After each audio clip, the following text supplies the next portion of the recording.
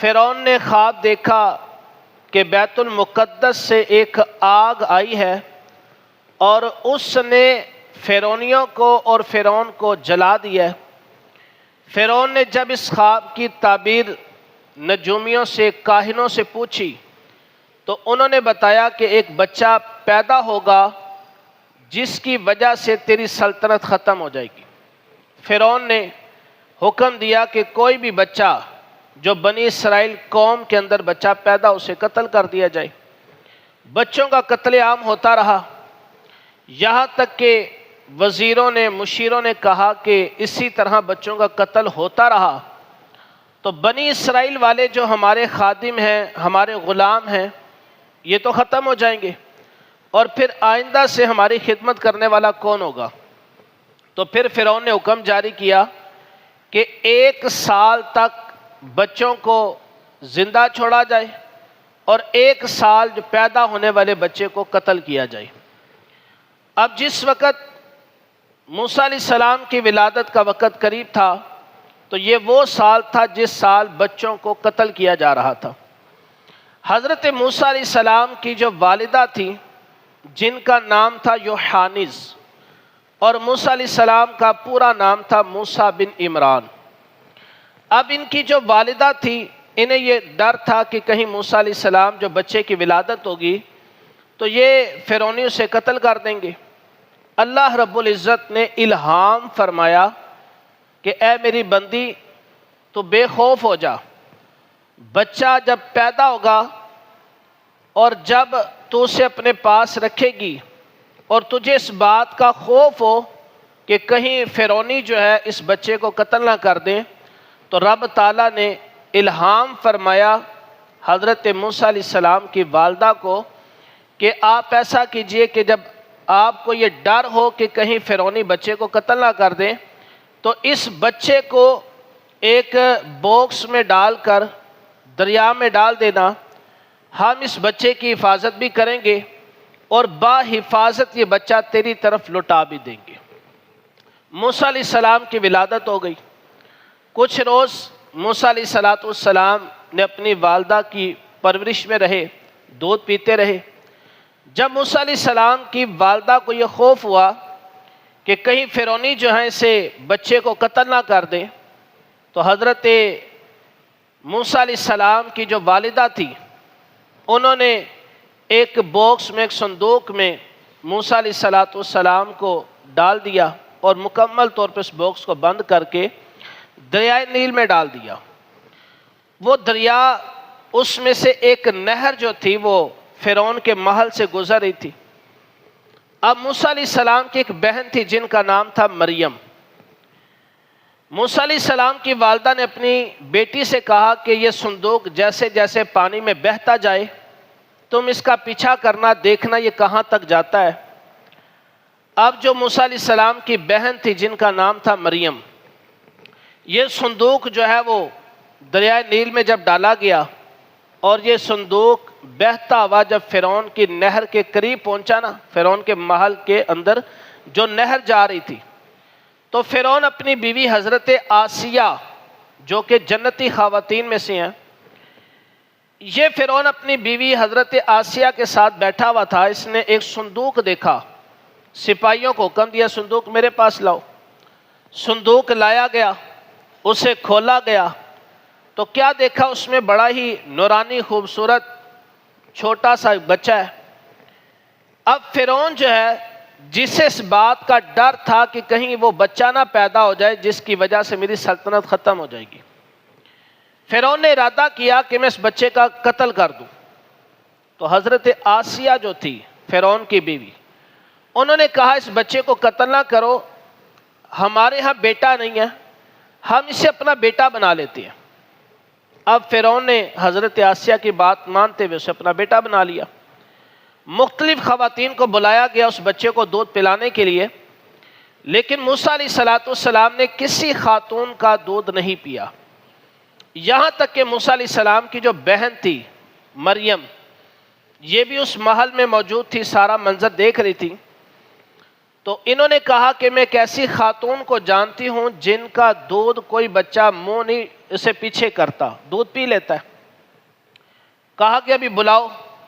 جب موسیٰ علیہ السلام کی جو والدہ تھی انہیں بلایا گیا تو موسیٰ علیہ السلام نے فوراً ان کا دودھ پی لیا۔ اب فرعون نے جب دیکھا تو وہ سمجھا کہ شاید یہی حقیقی والدہ ہے کہ فوراً اس بچے نے اس کا دودھ پی لیا۔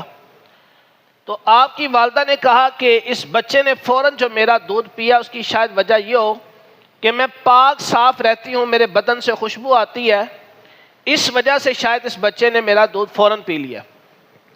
اب فرعون نے یہ کہا کہ اس بچے کو اپنے پاس رکھو، اسے دودھ پلاؤ، اس کی پرورش کرو، یہ ہمارا بیٹا ہے۔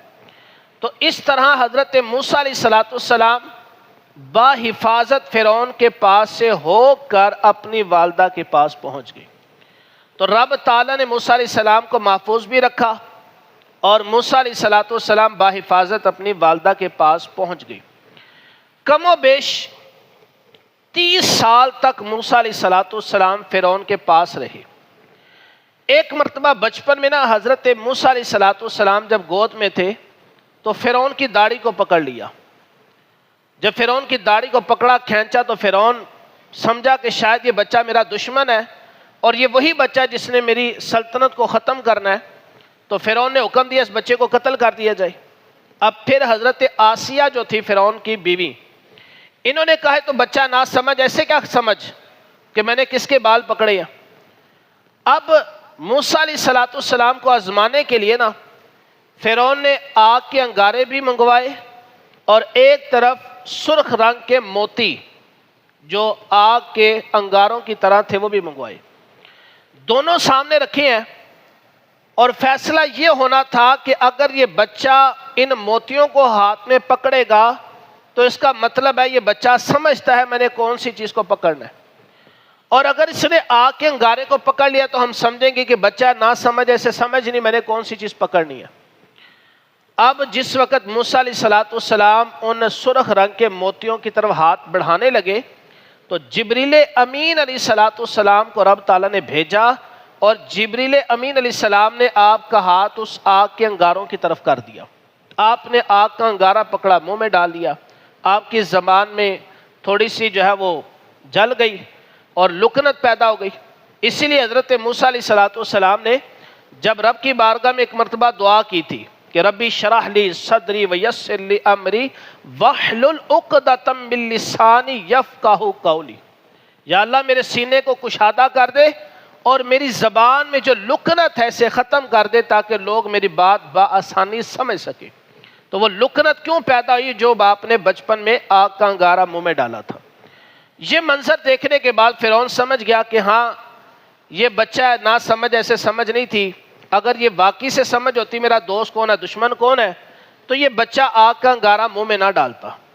اب موسیٰ علیہ السلام جوان ہوئے اور اگرچہ فرعون کے پاس رہتے تھے، اس کے محل میں رہتے تھے، لیکن حضرت موسیٰ علیہ السلام جو بنی اسرائیل تھے، جو انبیاء کی اولاد میں سے تھے، بنی اسرائیل کا مطلب ہے حضرت یعقوب علیہ السلام کی اولاد میں سے۔ حضرت یعقوب کون تھے؟ یہ حضرت اسحاق علیہ السلام کے بیٹے، اور حضرت اسحاق علیہ السلام کون ہے؟ حضرت ابراہیم علیہ السلام کے بیٹے، اور حضرت یعقوب علیہ السلام کے بیٹے حضرت یوسف علیہ السلام۔ تو یہ جو یعقوب علیہ السلام کی اولاد تھی انہیں کہا جاتا ہے بنی اسرائیل، اور قرآن پاک کے اندر اس نام کی صورت بھی موجود ہے۔ اب موسیٰ علیہ السلام جب جوان ہوئے، 30 سال کم و بیش آپ کی عمر تھی، اور آپ بنی اسرائیل والوں کو اللہ تعالیٰ کی وحدانیت کی دعوت دیتے تو وہ لوگ آپ کی بات سنتے، پیروی کرتے۔ ایک مرتبہ حضرت موسیٰ علیہ السلام نے دیکھا کہ ایک بنی اسرائیل والا شخص اور جو فرعون کی قوم کا ایک شخص تھا، فرعون کی قوم تھی قبط قوم، قبطی کہا جاتا تھا، یہ آپس میں جھگڑا کر رہے ہیں۔ تو موسیٰ علیہ السلام نے انہیں چھڑانے کے لیے آگے ہوئے تو آپ کا ہاتھ اس قبطی کو لگا جس سے اس کی موت ہو گئی، مر گیا۔ آپ نے اس کے اوپر ریت والا ڈالی، سے چھپایا اور چلے گئے۔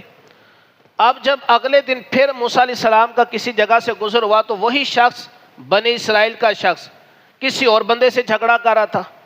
اب موسیٰ علیہ السلام نے پھر جب اسے سمجھانے کی کوشش کی، آگے بڑھے تو وہ بندہ سمجھا کہ شاید مجھے مارنے لگے ہیں۔ اس نے کہا کہ کل آپ نے ایک بندے کو مارا تھا، قتل کر دیا تھا، آج مجھے قتل کرنا ہے۔ اب جو دوسرا بندہ تھا، جو آس پاس لوگ تھے، انہیں پتہ چل گیا کہ کل جو ایک قبطی کا قتل ہوا تو اس کو قتل کرنے والے موسیٰ علیہ السلام ہیں۔ اب وہ فوراً فرعون کے پاس بھاگے اور کہا کہ کل جس بندے کا قتل ہوا تھا اسے موسیٰ نے قتل کیا۔ فرعون نے حکم دیا کہ موسیٰ علیہ السلام کو پکڑ کر لایا جائے۔ اب فرعون کے دربار میں ایک صاحب ایمان شخص تھا جو اپنا ایمان لوگوں کو بتاتا تو نہیں تھا کہ میں مومن ہوں، موسیٰ علیہ السلام پر ایمان رکھتا ہوں، اللہ کی وحدانیت کو ماننے والا ہوں۔ اس نے فوراً حضرت موسیٰ علیہ السلام کے پاس آ کر خبر دی کہ فرعون نے سپاہیوں کو بھیجا کہ آپ کو پکڑ کر فرعون کے دربار میں حاضر کیا جائے کہ آپ نے فلاں بندے کو قتل کیا۔ حضرت موسیٰ علیہ السلام اسی وقت جو ہے وہ مدین کی طرف چلے گئے۔